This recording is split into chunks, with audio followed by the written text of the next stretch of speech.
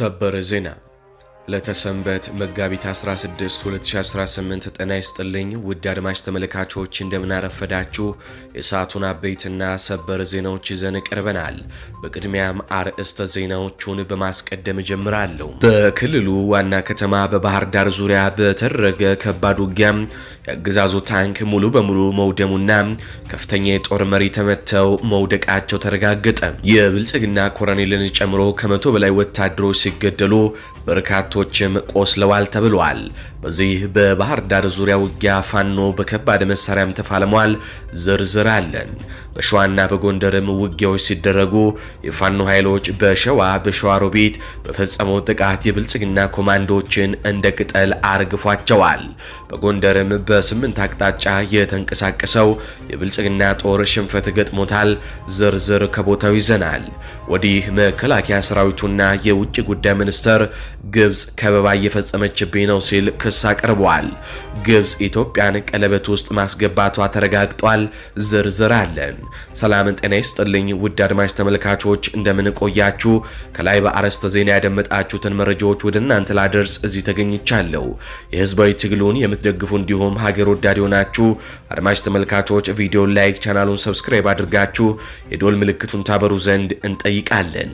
እንዲሁም በኮሜንት ድል ለህዝብ ልጆች ድል ለጀግኖቹ እያላችሁ ለህዝቡ ሲሉ ጫካ የገቡትን ታጋዮች ታበረታቱ ዘንድ እየጠየቅናችሁ በቀጥታ ወደ መረጃዎች ያለፍኩኝ። እስከ ፍጻሜው ድረስ አብራችሁን ቆዩም።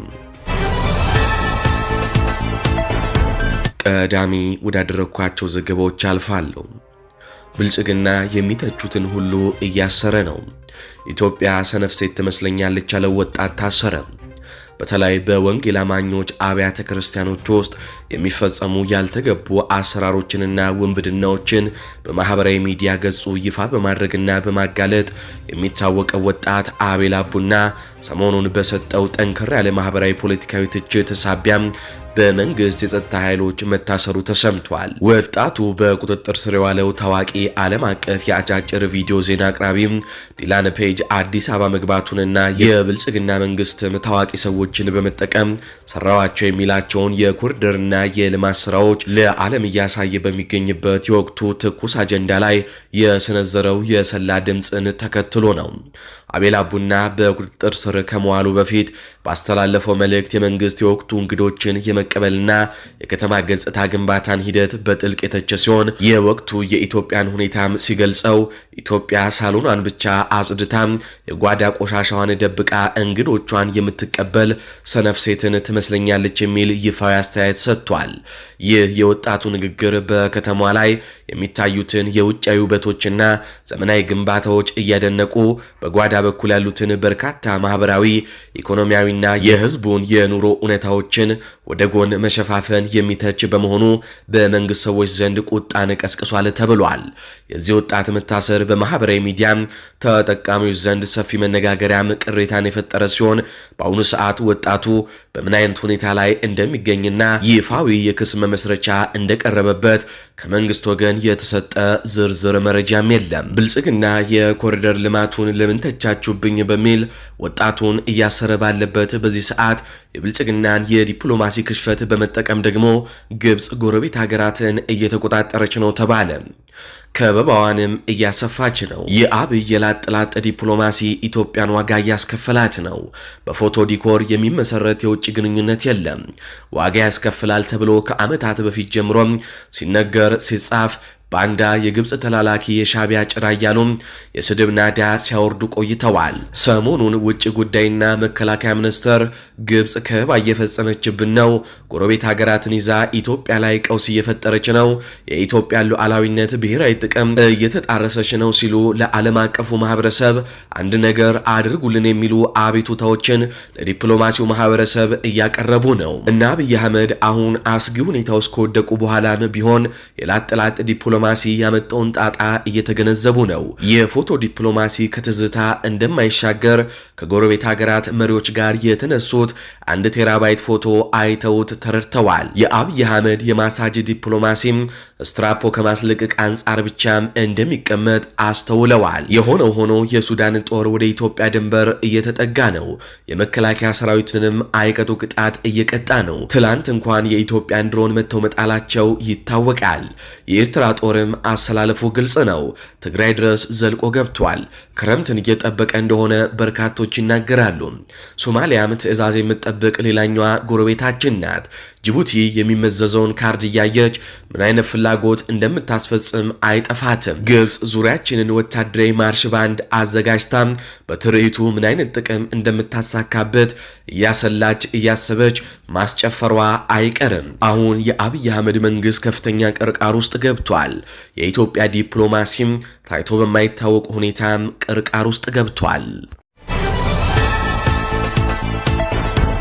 በቀጥታ ከአማራ ክልል ወዳገኟቸው አበይትና ሰበር የጦር ግንባር መረጃዎች አልፋለሁ። መሐመድ ቢሆነኝ ኮር ደጃዝማች ተሰማ እርገጤ ክፍለ ጦር በሸዋሮቢት ድል መቀናጀቱን አስታወቀ። በሸዋሮቢት ከተማ 06 ቀበሌ ለሁለተኛ ተከታታይ ቀን የቆየው አውደ ውጊያ አይበገሮቹ ደጃዝማች ተሰማ እርገጤ ክፍለ ጦር በድል አጠናቀቁት።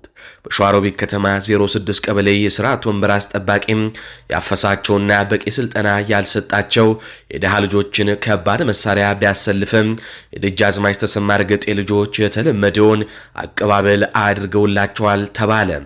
የደጃዝማች ተሰማ እርገጤ ክፍለ ጦር አናብስቶች የብልጽግናን ኃይል 2 ቀን ሙሉ በመከላከል ሲፋለሙ ቆይተው አመሻሽ ላይ መብረቃዊ የማጥቃት ኦፕሬሽን በማድረግ የብልጽግና ኃይል አስፍቶ ይዟቸው የነበሩ ቦታዎችንም ሙሉ በሙሉ በማስለቀቅ ቦታዎቹን መቆጣጠር መቻላቸውንም አስታውቀዋል። በአጠቃላይ በነበረው አውደ ውጊያም ለብልጽግና ስርዓት ከባድ ውድቀት የነበረ ሲሆን በፋኖ ኃይሎች የድል የበላይነት ተጠናቋል ሲሉ የአፋብኃ ሸዋ ጠቅላይ ግዛት እዝ አሳምነው እዝ ህዝብ ግንኙነት መምሪያም ለሚዲያችን ገልጸዋል። ወደ ጎንደር ስንሻገር በ8 አቅጣጫ የተንቀሳቀሰው የአገዛዙ እፍረተ ቢስ ኃይል ተመቶ ተመለሰ ሲሉ የአካባቢው ነዋሪዎች ገለጹ።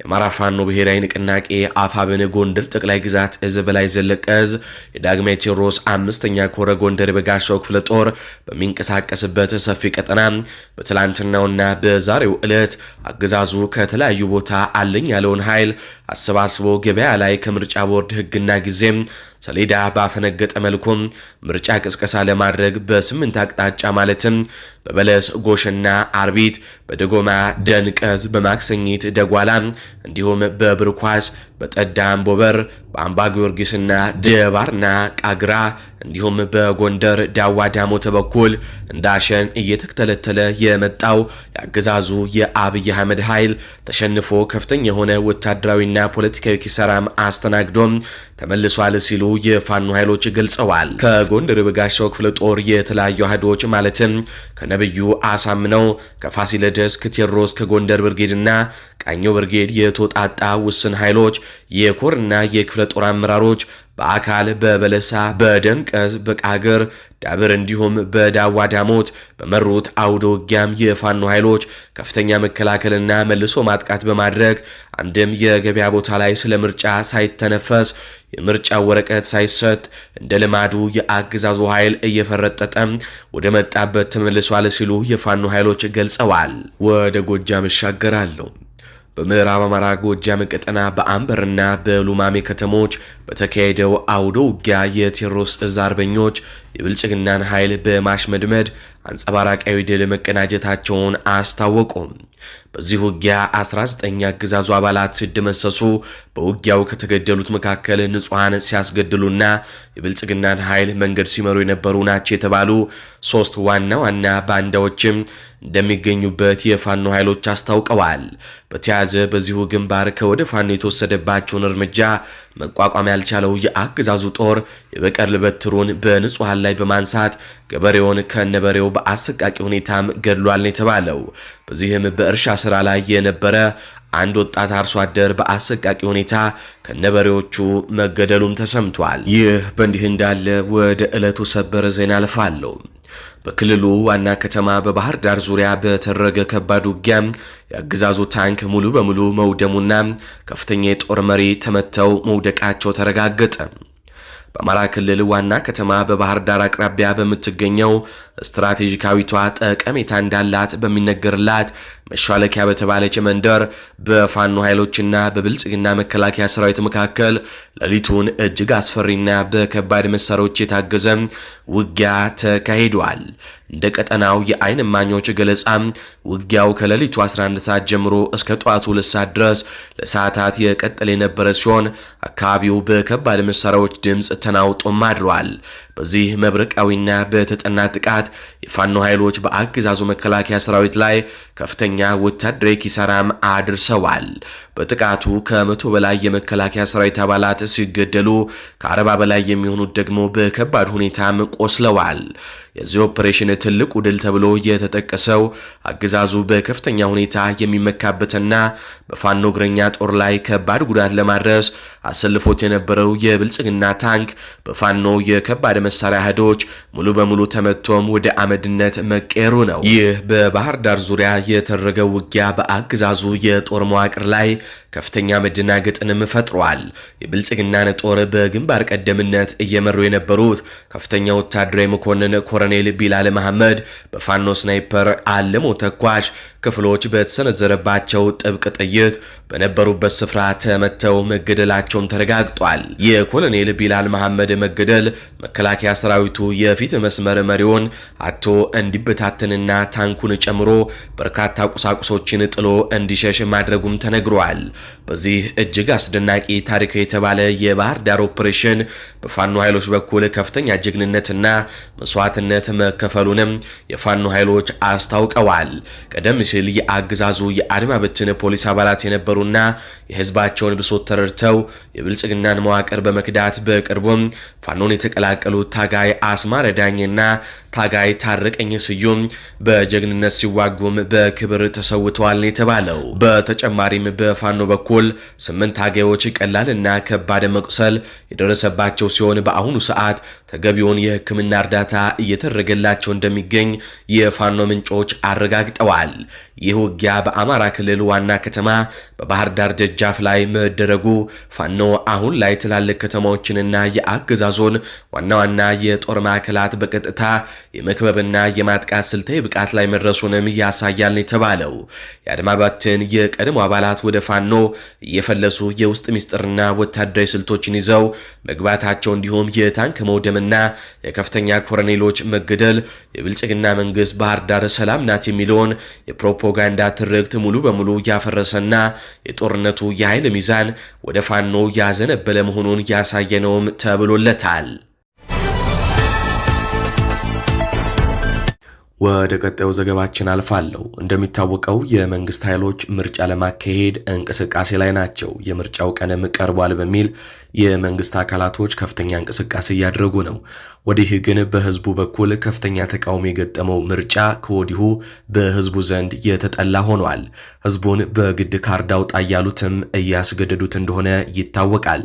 እንጂማ በመላው ከተማዎች በአዲስ አበባ ጨምሮ በገጠር አካባቢዎች አንድም ሰው የምርጫ ካርድ ለመውሰድ ፈቃደኛ ሆኖ አይታይም። በተለይ ከብልጽግና ሰዎች ውጪ ማለት ነው። ይሁን እንጂ የብልጽግና ኃይሎች በግዴታ ህዝቡን የምርጫ ካርድ እንዲወስድ እያስገደዱት ነው። ይህንን ምርጫ የሚቃወም እንዲሁም ደግሞ በርካታ ያገዛዙ ግፎችን የሚቃወሙ ሰልፎች በአማራ ክልል ከቀናት በፊት መደረጉ ይታወሳል። መሬት ያንቀጠቀጠ ሰልፍ በመላው አማራ ክልል ከሳምንታት በፊት ተደርጓል። ታዲያ ይህ ሰልፍ አሁን በተለያዩ የሀገሪቷ ክፍሎች ከመደረጉ ባሻገርም በመላው ዓለም ለንደንን ጨምሮ በተለያዩ የኢትዮጵያ ዲያስፖራዎች በሚገኙባቸው አካባቢዎችም እየተደረገ ነው። ከዚህ ባሻገር ደግሞ ትላልቅ ስም ያላቸው አክቲቪስቶች እንዲሁም ደግሞ የሃይማኖት አባቶች ይህንን የአገዛዙን ምርጫ እየተቃወሙ ነው። ከዚህ ጋር በተያያዘ ብፁዕ አቡነ ጴጥሮስ ከኢኤምኤስ ጋር ቆይታ አድርገዋል። ብፁዕ አቡነ ጴጥሮስ ስለ ብልጽግና ምርጫ ምን ይላሉ? አድምጠን እንመለስ። አቡነ ጴጥሮስ ለጊዜው በጣም ነው የማመሰግነው። ቡራኬው ይድረሰን አባታችን። እግዚአብሔራችን ባርከን። እግዚአብሔር ሀገራችንም ሁላችንም ህዝባችንም ይባርክልን። ዘመኑን ሰላምና ፍቅር አንድነት ያርግልን። መልካም አባታችን፣ አጭር አስተያየት እንዲሰጡን ነው። አሁን 7ኛው ሀገራዊ ምርጫ ላይ ብልጽግና በተለይ ሃይማኖትን እንደ ምሽግ አድርጎ የተንቀሳቀሰ እንደሆነ ገላጭ ማስረጃዎች አሉ። ነቢያት፣ ሐዋርያት፣ ጠቅላይ ሚኒስትሩ እስከ 10 ዓመት ምናልባት 20 ዓመትም ይነክሳል ከእግዚአብሔር ተነግሮናል የሚሉ አሉ። ነገር ግን በተለየ ሁኔታ ደግሞ አሁን የኢትዮጵያ የሃይማኖት ጉባኤ በነ ቀሲስ ታጋይ የሚመራው የፊታችን ግንቦት 16 ቀን ምርጫው በሰላም እንዲጠናቀቅ ጸሎተ ምህላ ለሁሉም ሃይማኖቶች አባቶች ጠርተዋል። ስነስርዓቱም ይከናወናል ብለዋል። ይሄ የሃይማኖት ጉባኤ ግን ኢትዮጵያ ውስጥ ላለፉት 8 ዓመታት ንጹሃን ሲገደሉ፣ ሲሰደዱ፣ ሲፈናቀሉ የተለያየ በደል ሲደርስባቸው ድምፁን አጥፍቶ የቆየ ነው። እንደው እንደ አንድ የሃይማኖቱ አባት በዚህ ጉዳይ ላይ የእርስዎ አስተያየት ምንድን ነው? አይ በስመ አብ ወወልድ ወመንፈስ ቅዱስ አሐዱ አምላክ። አምላካችን እግዚአብሔር ምሕረት ቸርነት ስላልተለየ እናመሰግናለን። ይቅርታና ምሕረት ከኛ ጋር ስለሆነ ክብርና ምስጋና ውዳሴ ላንተ ይሆንልን። አይ ከዚህ ይልቅ የሃይማኖት ተቋማት ጉባኤ ይህንን ከሚል ይልቅ በሀገሪቱ ሰላም አንድነት እንዲመጣ ጦርነት እንዲቆም ተጽዕኖ መፍጠር ቢችል የተሻለ ይሆን ነበር። እኔ አላየውም እዚህ ቀደም በሃይማኖት ጉባኤ ምርጫ በሰላም እንዲካሄድ ሱባኤና ምህላ ሲደረግ ይሄ የመጀመሪያ ጊዜ ነው። ምህላውና ሱባኤው ለምን አስፈለገ? እውነተኛ ምርጫ ከሆነ በእውነተኛ ምርጫ ነው መሄድ ያለበት። እውነተኛ ዲሞክራሲ ካለ በእውነተኛ ዲሞክራሲ ነው መሄድ ያለበት። ምህላና ጸሎት ለዚህ የፓርቲዎች ፍክክር ነው እንጂ እዚህ ውስጥ ይሄ ማለት እንግዲህ የሃይማኖት ፖለቲካ ውስጥ ጣልቃ ገባ እንደማለት አይነት ነገር ስለሆነ ይሄ ቤተክርስቲያንንም ሃይማኖትንም ይወክላል ብዬ አላምንም። ከዚህ ይልቅ የሃይማኖት ተቋማት ጠንከር ቢልና ይሄ የጦርነት አመንጭ የሆነውን ስርዓትና አጠቃላይ የዚህን ክፍል የሚያደርጉትን ሰዎች ገስጾ ወደ ሰላም መጥቶ አገሪቱ ሰላም ሆና ሌላ የምርጫ ሂደት እንደሌላው ሀገር በዲሞክራሲ በስነ ስርዓት በሰከነ ሰላምና አንድነት ባለበት መንገድ እንዲመራ የማድረግ ትምህርት ቢሰጥ የበለጠ ቤተክርስቲያን ሃይማኖትንም ህዝብንም ሊጠቅም ይችላል፣ አገሪቱንም ወደፊት ሊያሳድግ ይችላል እንጂ ይሄ ዝም ብሎ ያሉሽ ጉዳይ አለባብሶ ቢያርፉ ባረም ይመለሱ እንደሚባለው እንዲሁ ዝም ብሎ ለላይ ሰላም አስመስሎ እንትን ማለቱ መቼስ እንኳን እግዚአብሔር እኛም እንኳን እናውቃለን ያለውን ችግር። አሁን በየትኛው ቦታ በየትኛው አካባቢ ሰላም ኑሮ ይሄ ሊደረግ ይችላል እና ይሄ ከጭንቀት የመጣ ስለሆነ እኔ እነዚህ ሃይማኖት አባቶች ይህንን ሲወስኑ እዚያ የለውም። ነገር ግን ይህንን በሚወስኑበት ጊዜ ቢያማክሩን አይ ከዚህ ይልቅ የሰላም አዋጅ ብታውጁ ሰላም እንዲሆን አጠቃላይ ጦርነት እንዲቆም ይሄ መንግስት የሚያካሂደው የጦርነት ሂደት በየትኛውም ቦታ ጣልቃ የሚገባውን ነገር መንግስት አቁሞ ለሀገር ሰላምና ለልማት ለዲሞክራሲ የሚሰራ መንግስት እንዲሆን በዚያ ላይ ቢያበረታቱት የተሻለ ይሆንላቸው ነበር። እዚህ ላይ ማድረጋቸው እውነት ነጋገር ከተባለ ቀጥታ ፖለቲከኛ መሆን ማለት ነው። ይሄ ፖለቲካ መግባት ማለት ይሄ ነው። የፖለቲካ ሃይማኖትና ፖለቲካ አንድ ሆነ ማለት የዚህ አይነት ስራ ሲሰራ ነው እና ይሄ ቤተክርስቲያን ከእንደዚህ አይነት ፖለቲካ መግባት አለባት ብዬ አላምንም። ህዝቡም ይህንን በዚህ ጉዳይ ላይ ፓርቲሲፔት ማድረግ መተባበር ያለበት አይመስለኝም። በዚህ ላይ በጣም ጥሩ አባታችን፣ መጨረሻ ጥያቄ ላድርግ። እርስዎ ያሉትን ነገር በእውነት በውጭ ሀገር የሚገኙ ኢትዮጵያውያን ሀገር ቤትም እንደው በሰላማዊ ትግል የሚያምኑ በጥቂት ፓርቲዎችም የተቀላቀሉበት አንድ እንቅስቃሴ ነበረ። የሲቪክ ማህበራት፣ የሰብአዊ መብት ተከራካሪዎች አሁን በውይይታችን መካከል የሚገኘው አቶ ያሬድ ኃይለማርያምም ጭምር ያሉበት ወደ 50 የሲቪክ የሰብአዊ መብት የፖለቲካ ድርጅቶች ተጽዕኖ ፈጣሪ ማህበራት የተሰባሰቡበት ከምርጫ በፊት ጦርነት ይቁም፣ ሰላም ይስፈን፣ ሁሉን አካታች ውይይት ይደረግ ብለው ነበር እና እዚህ ላይ እርስዎ ቅድም እንዳሉት የጦርነት አመንጪውን ስርዓት ለማስቆም የሃይማኖት አባቶች እዚህ ላይ ነበር መስራት ያለባቸው ብለው ነበርና እንደው ከዚህ ጋር በተያያዘ በአጠቃላይ ለሃይማኖት ሰዎችም ለእምነት ተከታይ ለሆኑትም ላልሆኑትም ለመላው ኢትዮጵያውያን የሚያስተላልፉት መልእክት ካለ የመጨረሻ ላድርገው። ታምና ጀምሮ እኮ ይሄ ጦርነት የሚባለው ነገር ከተጀምሮ በአንድ ወቅት ብቻ እውነት ነጋገር ከተባለ ራሴን የማረምበት በዚህ በወያኔዎቹ ጋር የነበረው ጦርነት ላይ ያ እውነት መስሎን ያደረግነው እንትን ትክክል አልነበረም። እሱን ራሴን አርማለሁ፣ ወደፊትም በዚያም ንስሐ ገብቼበታለሁ። ከዚያ በተረፈ ግን አሁን ባለው ሁኔታ አይደለም ምርጫ ሰው በጤና ትናንትና እኮ ከደብረ ማርቆስ ወደ አዲስ አበባ ሲመጡ ሰዎች ታፍነው ተወስደዋል። ወደ 50 ሰው በአውቶቡስ እንደዚህ ከአዲስ አበባ 100 ኪሎ ሜትር በማይሞላ አካባቢ ውስጥ እንደዚህ እየሆነ ይህንን ማድረግ ምንድነው የሚያመጣው ለውጥ ነው እኮ የኔ ጥያቄ። ይህንን ያምናል ብለው ነው የሚያምኑ ሰዎቹ? በቃ ይሄ ግራ የሚያጋባ ነገር። እንኳንኛ እነሱ ራሳቸው እኮ እውነተኛ ቢሆን እኮ ይህንን ነገር አያደርጉትም። በነገራችን ላይ አገር ሰላም ቢሆን ችግር ባይኖር የሃይማኖት ተቋማትን ዞር ብሎ አይጠይቋቸው። ነገር ግን ይሄ ችግር ስላለ የሃይማኖት ተቋማት ለዚህ መናጆ እንዲሆንላቸው ነው። እኔ አሁን የምምለው አሁን ይሄ ጠቅላላ ወደ 50 ሰዎች አንድ ላይ 50 ድርጅት አንድ መሆን ማለት እኮ ቀላል ነገር አይደለም። መፍትሄ ሊያመጣ ይችላል፣ ግን ከልብ መሆን መቻል አለበት። ህዝቡም አጠቃላይ አሁን ባለበት ደረጃ ምርጫ የሚለው ነገር ማታለል ነው። ራሳቸውን ነው የሚያታልሉት ሰዎች። እኔ ለምን እንደዚህ እንደሚያደርጉ ይሄ ፖለቲካ የሚባል አይነን ያሳውራል ማለት ነው ከይቅርታ ጋር እንጂ እንዴት ነው አሁን እንኳን የፖለቲካ ጠበብቶቹ እኛ የፖለቲካ ቆጠሪዎቹ እንኳን ቢሆን ይሄ ነገር እንደማይሆን እያየን ነው፣ እየሰማን ነው፣ እያወራን እየተነገረ ነው። ስለዚህ አሁን ከዚህ ምን ትርፍ ሊተርፍ ነው እንደዚህ የሚደረገው? እና እኔ አሁን ቢሆን የሃይማኖት አባቶች አጠቃላይ ቤተክርስቲያን በኢትዮጵያ ያሉ የእምነት ተቋማት በሰላሙ ጉዳይ ላይ እንዲሰሩ ጠንክር ብለው እንትን ማለት አለባት። ይህም ደግሞ የሰላሙ ችግር አሁን ያለው ስርዓት ስለሆነ ስርዓቱ ወደ ልቡ እንዲመለስ እኔ ስርዓት ተቀይሮ ሌላ ስርዓት ይምጣ እንትን አልልም። የዚያ እንትን አይደለሁም። ነገር ግን ይህ ስርዓት ወደ ልቡ ተመልሶ ራሱን እንዲያርም ማድረግና ተጽዕኖ መፍጠር የሃይማኖት ጉዳይ መሆን አለበት። ከጦርነት ውጭ ሌላ ነገር እኮ ሞልቷል። አገርን የሚያሻሽል ህዝብን የሚያሻሽል እኮ ሞልቷል። ለምንድነው በጦርነት ራሳችን እዚያ ውስጥ አስገብተን መከራ የምናየው የሚለውን ነገር ብናስብበት ደስ ይለኛል ብዬ አስባለሁ። በጣም አመሰግናለሁ። ብፁዕ አቡነ ጴጥሮስ የቅዱስ ሲኖዶስ አባልና የኒውዮርክና ሀገረ ስብከት ሊቀ ጳጳስ ዶክተር በሚያስቀርበው ለሰጡን አስተያየት በተመልካች ስም ከልብ ነው የማመሰግነው። እግዚአብሔር ይስጥልን አባታችን። እኔም አመሰግናለሁ። እግዚአብሔር ይስጥልን። እግዚአብሔር ለሀገራችን ሰላም ይስጥልን። በጣም አመሰግናለሁ። መልካም እኛ ውይይታችንን እንቀጥል። አባታችን ግሩም መልእክትን ያስተላልፉት ያው ሰው አናጣምና ፋሲል ደስ የሚል ነገር ነው። የጦርነት አመንጭውን ስርዓት ላይ ማምከል ላይ ጎዳና ላይ ወጥቶ ምግብ የሚያስለምን ምንም ምክንያት የለም። አድማጭ ተመልካቾቻችን በሰዓቱ ያስኩላችሁ መረጃዎች እነዚህን ይመስላሉ።